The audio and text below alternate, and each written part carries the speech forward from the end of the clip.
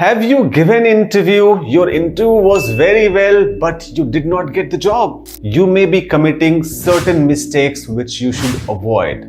Most of you are being trained on what to do in an interview, but it is extremely important also to know what not to do or what to avoid in an interview. And that is what we are going to talk in this video. If you watch this video till the end, you will get 8 invaluable tips which is not common and you should avoid in the interview so that you get the final job offer. I'm not going to talk about you should dress appropriately, your body language should be good, you should be in time and all that. I'm going to talk about something which is practical, which you can implement and which is going to create a lasting impression on the person who is conducting the interview. The first mistake to avoid is casual introduction. For example, you are entering into the interview room and he asks you, "How are you?" or "Tell me something about yourself."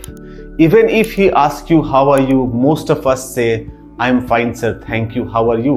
This is a mistake to avoid. "How are you?" has been given a wonderful opportunity for you to create that impression. You need to know about the company, you need to know about that person. You can say, "I'm fantastic, sir, and I was going through your profile. I'm really impressed with the kind of career progress you have." Or "I'm really impressed with the article which you have written and I'm looking forward to learning from you and having your experience in the interview." You need to talk about something about the company, something about that individual. Remember, one individual conducts the interview and he will decide whether you are selected or not selected. And hence, creating that connection, creating that impact, creating that impression is very important for you so that that person accepts you and the person is willing to listen from you. So never ever do that mistake, that a casual introduction. How are you? Prepare that script. What are you going to tell? And what are you going to articulate which will create the impression, which will create the connection with that individual. Interview is done for the company, but remember, interview is done by a person. And creating that impression, creating that connect with that individual is extremely important and is the first step which you should do to pass in any interview. The second mistake which you should avoid is not preparing for frequently asked questions. In any interview, if you go, there will be 10 questions will be asked, and out of that question, 7 will be frequently asked questions, which means you know about those questions. Tell me something about yourself. Why should we hire you? What is your strength? What is your weaknesses? Where do you see yourself in the next 5 years? What is your career ambition? How impact you will create in our organization? So these are certain questions which you know. And if you prepare well, it will be like a full toss in a cricket match. You go for batting and you get a full toss. And if you don't score on that full toss, then you will not be able to score well in the cricket match. Similarly, in any interview, you should prepare the script for all these frequently asked questions. Practice those scripts and create and articulate in such a manner that you look spontaneous. Now, how do you prepare? First thing, write the script, mug it up. Second, go in front of mirror, or there are many tools like interviewpreparation.com, interviewpro.com. There are many portals which are there which gives you a free practice tool. You can go and speak like I'm talking to you in this video. You can go speak your answer and they will tell you where you are going wrong. You can also play that video and see whether your body language is good or not, whether those sentences which you have written is creating that impact or not. So these are the 2 ways to prepare for frequently asked questions, and you must prepare before you go for any interview. The third mistake to avoid is bad mouthing your previous company and previous manager. You may have bad experience in the last organization.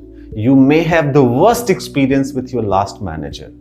But interview is not a place to mention these things, because the interviewer also will judge your character, will judge your personality, will judge your attributes based on your responses. And hence, I strongly recommend that whatever bad and worst experience you have with previous organization or previous managers, never ever badmouth them in an interview. Fourth mistake to avoid is do not interrupt the person who is asking a question. For example, if he is asking you, imagine a situation in an organization where manager is tough. How will you deal with it? Now you have handled the tough manager in past and you are very excited to answer. Hold on. Take a deep breath. Let him complete his question and then you start responding. Because if you interrupt, that gives a very negative signal to the interviewer and he might conclude that you are very desperate for this job. So avoid interrupting to interviewer or anybody during the interview. The next thing to avoid is stop being overconfident or too talkative. This generally happens with extroverts. Now you are an extrovert person, so you are in a very excitement to talk, very excited to say everything what you have done in your previous organization or in your life. Don't be over talkative, because the more you talk, the more you are disclosing about yourself. And the interviewer is looking for some clue, positive or negative clue, either to select you or to reject you. And if you talk more, chances are more that you will be giving certain negative points to him. So avoid talking too much. This is an interview, not your friend's party. And hence, talk only that much which is required, which will create that impact and which will help you in getting the job. The sixth mistake to avoid is not customizing your answer. Now you are going for a different interview. For example, if you are going for an interview in a startup, in a traditional company and in a multinational, and you are giving the same answer, the requirement of competency in each of the company, each of the role is different. And hence, even if you have prepared your frequently asked questions, even if you have prepared your script, you need to customize your answer. For example, if somebody asks you, tell me something when you solve a difficult problem. If you are going in a startup, you need to talk about agility, you need to talk about how you solve the problem in a very short time by using your creative mind. If you go in a traditional company, then you can more talk about talking about past data, how did you talk to different people in that organization, how did you took all the stakeholders together and solve the problem. For the same question, the answer, the response would be different for different role, for different organization. And hence it is very important that any question which is being asked, you need to keep in mind the company, the role and the manager, and customize your answer. Your answer should be in such a manner that it is leading you towards that goal, leading you towards that job, and is able to create that impact on that manager. The seventh mistake to avoid is focusing too much on what you want. When you go for an interview, you focus too much on what have you done, what kind of background you come, qualification, experiences, everything, extracurricular activity which you have done.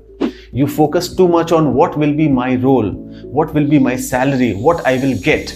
Remember, all that will be answered once you have been found suitable for the job. And hence it is extremely important, and I highly recommend you that in the initial round of interview, maybe first or second round of interview, focus on what company is looking for.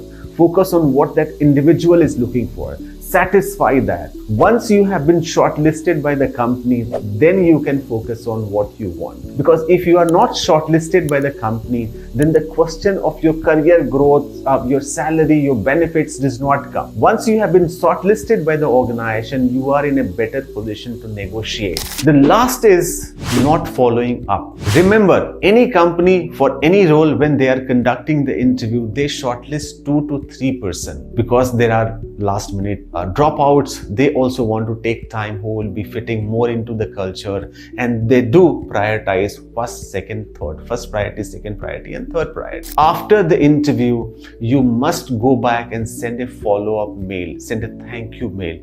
It shows that you have the basic courtesy, you are interested for that role, you are interested in that company, and mention something about the conversation which you had during that interview.